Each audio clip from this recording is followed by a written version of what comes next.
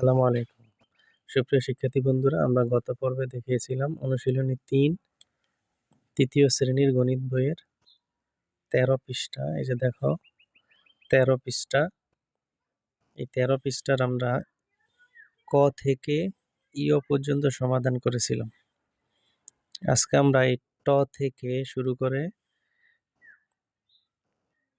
এই একদম শেষ পর্যন্ত সমাধান করে দিব।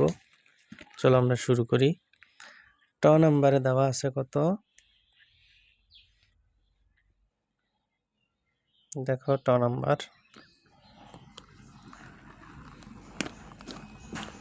১০২ যোগ ২০৫ যোগ ৩২২, অর্থাৎ তিনটা সংখ্যার যোগ আমাদেরকে করতে হবে।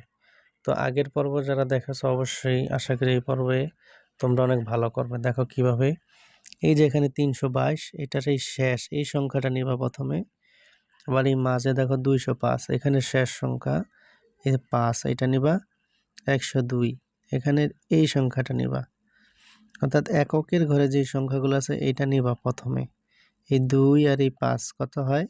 ৭ হয় যোগ করলে। ৭ আর এই ২ কত হয়? ৭, ৮, ৯। এই ৯টা এইখানে লিখবা। আবার আমরা প্রথমে এই সংখ্যা করে ফেলেছি, এবার আমরা এই সংখ্যাটা এখানের মাঝের সংখ্যা, এখানের এই মাঝের সংখ্যা ২ আর এই ০ কত হয়? ২ হয়।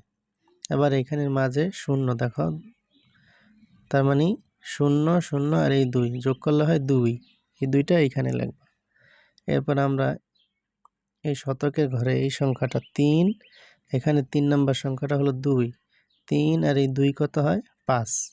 ৫ আর এই ১, ৬। এটাই আমাদের উত্তর। তো এইভাবে সব কটা অঙ্ক আমরা এখন করে ফেলব। ঠ নাম্বারে দেওয়া আছে ২১২ যোগ ৩২৭,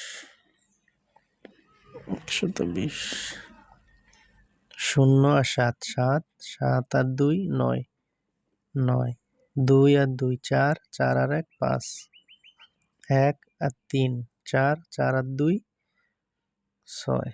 এটা উত্তর। দেখো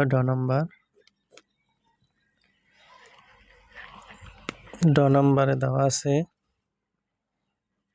৬২৩ যোগ ৩২৬।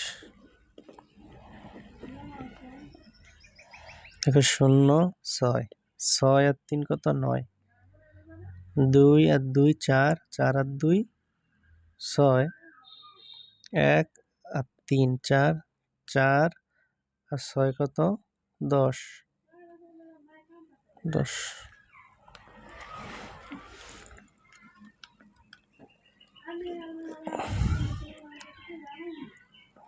৫৩৮ যোগ ৩৬১ যোগ ৪০০।